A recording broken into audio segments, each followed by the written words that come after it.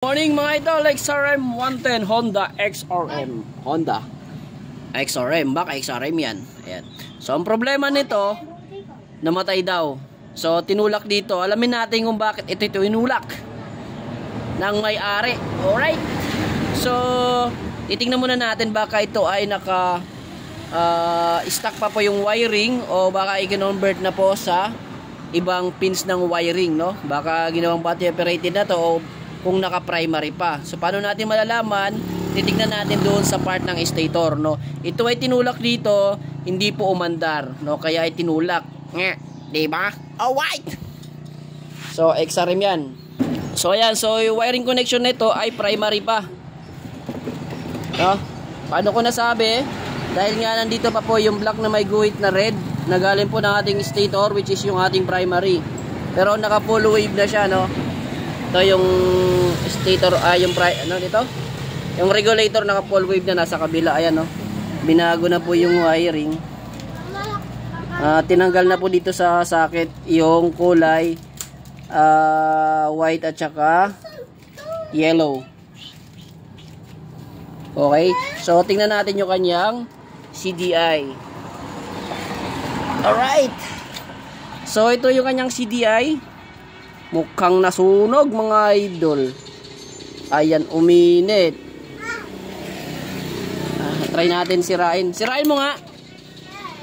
Sangkay. Alright. So, confirm natin, 5 yung wire, primary. Pero hindi na po stuck yung kanyang CDI. At napansin natin yung CDI. Tanggalin mo nga to. Ito. Tingnan natin kung may sunog dyan sa ilalim. No? Dito po sa part ng kanyang CDI, nandiyan pa po yung black na may guhit na red. Yan ito. Ayan, so sana nakikita, no? Black siya na mayroong red. Ayan, so sana nakikita nyo. Ito yung black na may red. Ito. Alright. Tapos yung CDI, mukhang wala namang tama sa loob. Pero sabi, wala na daw kuryente. So, check natin. Salpak muna natin. Tingnan natin kung talagang walang kuryente. Salpak. So, yung kanyang battery, total walang kuryente. Okay? So, on natin yung susi. Dapat pag kini-kickstart natin, ilaw yung dashboard. Mandar mga idol, oh. Mandar. Yan.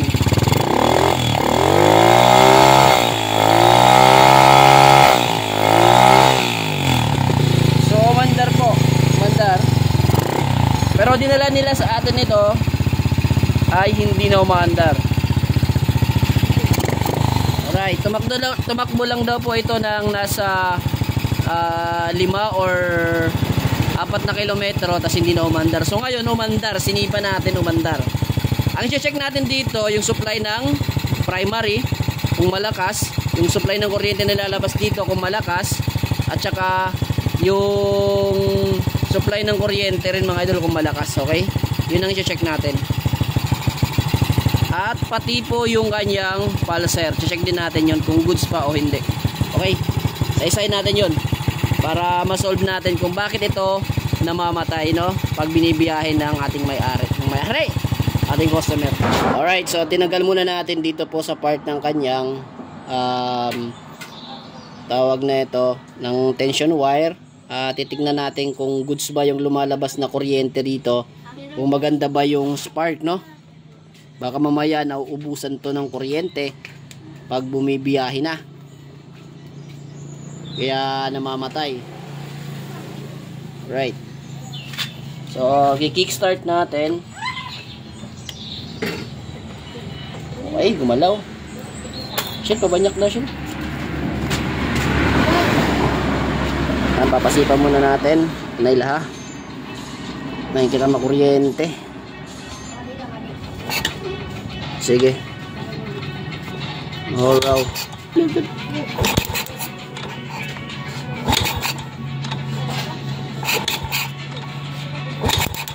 Yun, oh.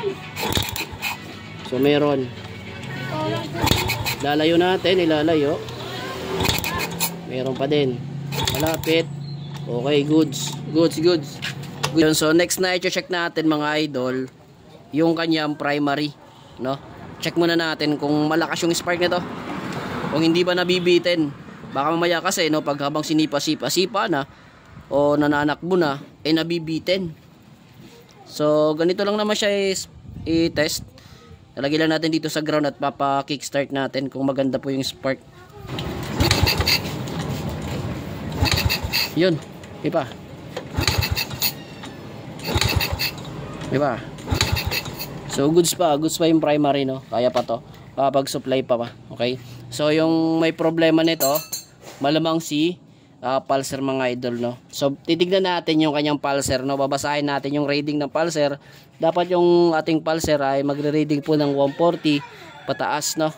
Hindi bababa po ng 140. Kasi pag bumaba siya ng 140 ohms ay patay na tayo dyan. So gagamit po tayo ng multi-tester. Ayan. So sana makita nyo yung reading. Doon tayo sa ohms. Alright. So gumagana. Okay. So i-check natin dito itong kanyang pulser, no? Tutusukin natin yan. Yung pulser, yung positive, yung negative naman kasi ano natin sa ground. So dapat mag-reading po siya ng 140 pataas. Oops, sorry. So dito may mga corrosion. 128 o 129. Yun, so 129 po yung reading mga idol, no? Pero sabi ko yung standard sa 140 tayo para walang problema, pero pag bumaba po doon ay magkakaproblema na. Yung iba naman sabi ay 125 ohms ay pwede pa, pero para sa akin lagi kong nakaka-encounter po 125 nagkakaroon po ng problema, lalo na pag mga ginagamit pang sa pang long ride, no? Sa 140 ay goods, walang problema. 140 pataas hanggang 250. Ayan, so i-comment nyo na lang ako pag minasabi akong mali. So hindi na po stable yung kanyang pulser mga idol. Dapat nagre-reading po siya ng 140 pataas. Alright, so gagawin natin dito, papalitan natin ito ng pulser. Yun, so bukod sa problema sa kanyang pulser no, namamatay pag bumibiyahe ng malayo, no, tas umandar na naman, gaya ng napanood nyo kanina, umandar po siya. Dinala nila sa atin, umandar, tapos nung sinipa natin para i-testing, umandar po. So isa po sa indication po yun na may problema po yung kanyang pulser, no? So bukod po doon ay may pinapacheck pa sa atin si tropa, yung kanyang supply ng kuryente ng buong harness, kasi wala daw po. Yun ang titignan natin, okay? Kung bakit wala pong kuryente yung buong wiring connection. Ay mga idol, so bukod po sa hindi po umandar ito, no? Umandar po siya tapos namamatay. So ngayon namatay naman, no? Pinandar ko, namatay. Alright. So binaklas ko po dito yung white, yung charging at saka yung light coil, no? Kasi sabi ni idol wala daw pong kuryente. No, shutdown daw po, walang busina. So wala lahat. Umandar lang po siya tapos namamatay, no? Pag tumatakbo na ng mga ilang kilometro, tapos mamatay, tinatambay niya, umaandar na naman. Pero wala na po, wala na busina, shutdown. So itong dalawang to, yung charging at saka light coil, itetest natin to kung ito ba ay nagsusupply pa ng kuryente. Kasi ito yung nagsusupply mula sa ating stator papunta sa regulator, then papunta sa ating battery. Okay, so papanda rin natin.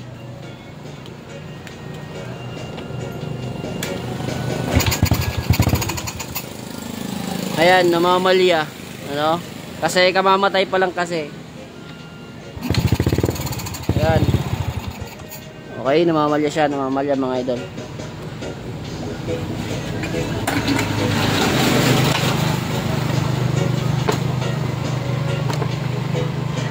So, meron po siyang gasolina. No, pandar ulit natin. Dito meron pong gas. Pandarin natin. So, i-tester natin tong dalawang to.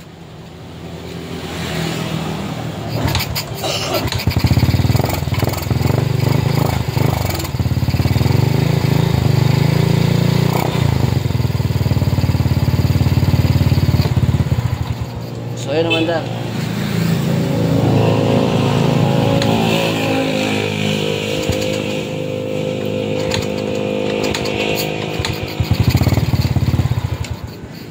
Yun, hindi na naman umandar mga idol. So yun sinasabi na napamatay ang may-ari. So check nyo po dito sa battery nya. Kasi nga dahil nga nagba-blackout daw. Yun. So nakita nyo hindi umilaw yung ating tester. Kabila sa fuse. Wala. So ibig sabihin, walang binibigay na power si regulator. So si regulator wala din binibigay na power kasi wala namang binibigay na supply yung stator. So verify natin kung wala. Ayan, so binalatan ko na. So pag ganito, no, pag hindi naka full wave, yung gagamitin natin pag test light dito, yung isa ilagay natin dito yung ating test light. Ayan, tapos i-kickstart natin. Tapos dito naman sa kabila ganun din. Kung naka full wave na yan, i-test natin ito, dalawa, no? Sige, check natin. Okay. Yun naman andar, wala no, walang ilaw. Sa kabila naman. Yun, wala. Tapos i-tester naman natin dito. Kung naka full wave, ilaw yan. Baka na pinull wave na, di ba? Yun, wala din. So, brown out mga idol, yung itong dalawang to, yung charging at saka yung light ko dito sa stator. So, yun po yung problema kung bakit brown out po yung kanyang wiring system, no, mga idol. So, ayan, buksan na po natin. Yun. Tumulo.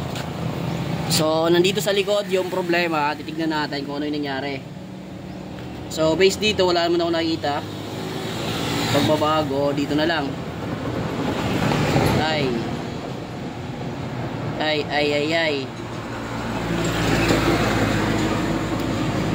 Mukhang napasabak na to mga idol. Ayun, napasabak na sa gear. Nasunog oh. Pasin nyo ba yun? Zoom natin. Ayan, naka-zoom na yan mga idol ha. So, pansinin nyo yan. Yan po yung problema kung bakit walang kuryente. So, ginagawa natin yung video na ito para makita din na may-ari kung saan po yung problema ng kanyang motor, no? Kung bakit ito nawalan ng kuryente at bakit namamatay-matay. So, yung kanyang primary, goods pa siya, no? Pero nagkakaproblema yung kanyang pulser, itong pulser na ito. Tapos wala pong kuryente. Dahil po dito ayan, no, sunog oh. Ayan, naka full wave na pala siya mga idol. Pinull wave na to. Ni-repair na. Ayan oh. Kadikit oh. Idol oh, ito yung may problema oh. Ito. 'Yon. So, may tama po yung kanyang stator. So ito po yung dahilan kung bakit walang kuryente yung dalawang wire na ito, no? Yung dalawang wire na to kanina. Ito. Dahil nga po nagdidikit na dito sa baba. So ang gagawin natin dito, no choice tayo, palit tayo ng stator coil, no? Tagalin natin 'to. Palit stator coil na primary type. Pero ang gagawin natin dito, i-upgrade na natin 'to. Ay papalit natin yung stator coil ay full wave na, no? Full wave na natin pang Rusi. Pwede to rito mga idol. Tapos yung pulser, syempre, bagong stator, bago na rin yung pulser. Okay, so palitan muna natin. Ayan, alright, oh. At naikabit na po natin, no? Yung bagong stator coil. Ayan. So, bago na po yan, bago pulser, bago stator coil, isang set. Yung kagandahan nito, yung kinabit natin ay battery operated na. Naka full wave na po ito mga idol kasi i-convert natin ito sa 4-pin na CDI. Alright. So nakikita nyo dalawa na po yung kanyang kulay yellow kasi naka full wave na po yan. Indicator pag dalawang yellow, ibig sabihin naka full wave po yan. So pang Rusi yung ginamit natin dito mga idol na stator coil kasi po full wave natin to sa 4-pin na CDI. Okay, so palitan na natin to. Okay. So isalpak ko muna, tapos wiring natin doon, no, at papakita ko sa inyo kung anong pag-wiring nito. So ayun mga idol, no, literal na pinutol ko na po yung bagong linya po na yung bagong stator natin. Ayan. So ipapaliwanag ko na lang po kasi dito mga idol para mabilis, no. Ayan. So dito sa original na linyahan niya mga idol, yung naandyan lang po ay yung kanyang kulay white, kulay yellow at saka yung blue na may guhit na white, which is yung po yung pulser, o blue na may guhit na yellow. Ayan. Tapos yung kanyang primary, which is nasa labas po siya, no, nilabas ko kasi ito. Ayan, yung black na may guhit na red. So saan natin ito ikakabit, no, mamaya, no? May gagawin tayong pagko-convert dito. Ikakabit natin ito mga idol, okay? So dito muna tayo. Dire-diretso ko na. So itong yellow, yung dalawang yellow na ito, papunta to sa ating regulator. Since ito po yung wiring ng regulator, yan, ito po ay parehas din po yung yellow, papunta po dito sa regulator na full wave. Ayan o. Ayan mga idol. Ay kakabit natin to yung dalawang yellow dyan. Okay? Tapos itong kulay green, mga idol, maglalagay tayo ng wire at ikakabit natin sa ground. Okay? Saan ba may malapit na ground dito? Dito po sa part ng kanyang CDI, mayroon po dyang kulay green. Magtatap tayo ng wire dyan, o di kaya itatap na lang natin yan dito sa kulay green. Tapos ito naman dilaw dito. Yung natitirang wire natin dito, yung pulser, yung blue na may guhit na white, no? Dito natin yan ikakabit. Okay, so ikakabit ko muna para dire-diretso. Yan pa yung stator nyo, nakasabit pa. So ikakabit ko muna. So yung mga idol, no, gamitan na po natin ang test light. At iti-test light natin itong black na may guhit na red. Papa-kickstart muna natin kasi may linya na po papunta sa regulator. Shell, sipain mo nga, Shell. Ayan, nakauna po yung sa susi, ha. Yun, umilaw, oh. Yun, umilaw na, oh. Alright, umilaw na. So, pwede na ba natin ikabit yung ating CDI na bago na 4-pin? Pwede na. Yun, dahil nagpalit po tayo ng full wave na stator coil at full wave na regulator, syempre ay magbabattery operated din po tayo ng ating CDI, no? Kung mapansin nyo ay nagpalit po tayo dyan ng CDI na 4-pin, no? So kung paano yan ikabit, paano yan install, may ginawa na po akong separate video dyan ng mga idol, no? Panoorin nyo na lang po, nasa baba. Okay? So check natin yung kuryente kung meron. Yun, malapirit, oh. Under na yarn. Meron na lang ang pula. Waglik lang, di ba?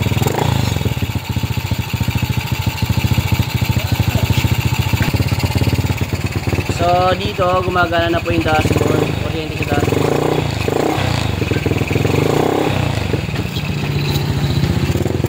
Alright. Check natin to, Rini.